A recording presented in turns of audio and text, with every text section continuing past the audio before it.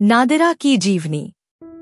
नादिरा का जन्म 5 दिसंबर 1932 को बगदाद, इराक में फ्लोरेंस एजेकिल के रूप में हुआ था। वे भारतीय सिनेमा की एक अग्रणी हस्ती थी, जिन्होंने अपने यादगार अभिनय और ट्रेंड सेटिंग उपस्थिति के माध्यम से बॉलीवुड पर एक अमिट छाप छोड़ी। बगदादी यहूदी परिवार में जन्मी वे एक शिशु के रूप में बॉम्बे, अब मुंबई, चली गईं, जब उनका परिवार भारत में बेहतर व्यावसायिक अवसरों की तलाश में था। उनके 2 भाई थे, जो बाद में क्रमशः संयुक्त राज्य अमेरिका और इजराइल चले गए। सिनेमा में उनकी यात्रा उल्लेखनीय रूप से कम उम्र में शुरू हुई।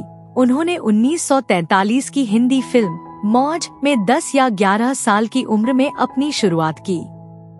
हालांकि उन्हें सफलता प्रसिद्ध फिल्म निर्देशक महबूब खान की पत्नी सरदार अख्तर के जरिए मिली, जिन्होंने उन्हें 1952 की फिल्म आन में कास्ट किया। इस फिल्म में एक राजपूत राजकुमारी की भूमिका ने उन्हें सिनेमाई प्रमुखता में उभारा और बॉलीवुड में उनकी उल्लेखनीय उपस्थिति स्थापित की।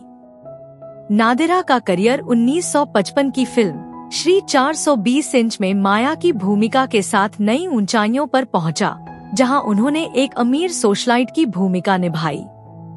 वह ऐसे किरदारों को निभाने के लिए जानी गई जो अक्सर उस समय की पारंपरिक गुणी अग्रणी महिलाओं के लिए एक सहायक के रूप में काम करते थे।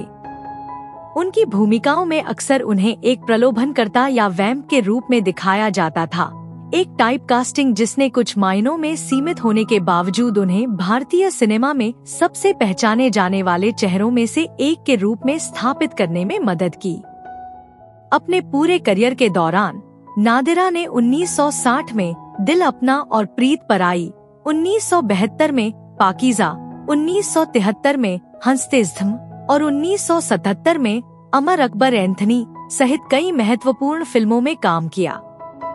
1975 की फिल्म जूली में उनके प्रदर्शन ने उन्हें सर्वश्रेष्ठ सहायक अभिनेत्री के लिए प्रतिष्ठित फिल्मफेयर पुरस्कार दिलाया, जिसने एक अभिनेता के रूप में उनकी बहुमुखी प्रतिभा को उजागर किया।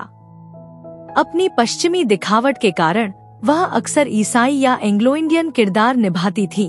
अपनी अनूठी पृष्ठभूमि के माध्यम से इन भूमिकाओं में प्रामाणिकता लाती थी।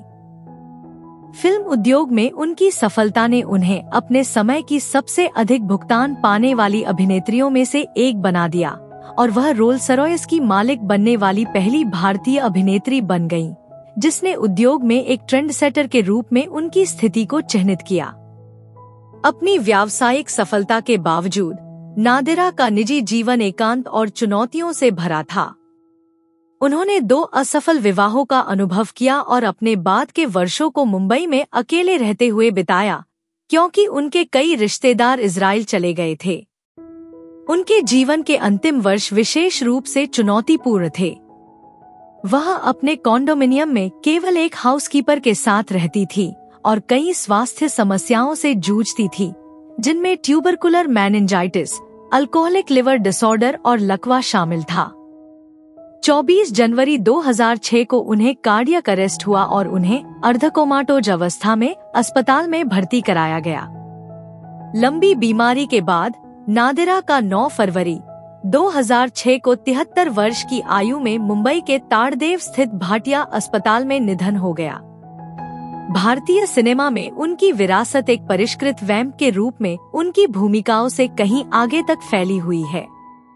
उन्होंने अपने दौर में हिंदी सिनेमा में महिलाओं के पारंपरिक चित्रण को चुनौती दी, ऐसे किरदारों में जटिलता और गहराई लाई जो अन्यथा एकायामी हो सकते थे।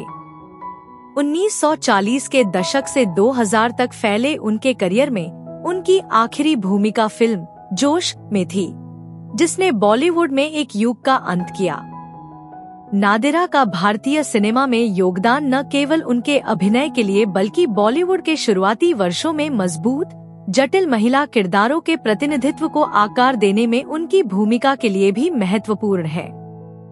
2006 में नादिरा के निधन से भारतीय सिनेमा में एक उल्लेखनीय अध्याय का अंत हो गया।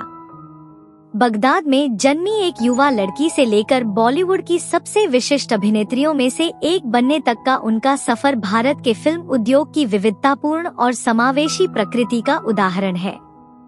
जटिल किरदारों के अपने परिष्कृत चित्रणों के जरिए, खास तौर पर सामाजिक मानदंडों को चुनौती देने वाली भूमिकाओं में, उन्होंने हिंदी सिनेमा में महिलाओं के ज्यादा सूक्ष्म प्रतिनिधित्व का मार्ग प्रशस्त करने में मदद की।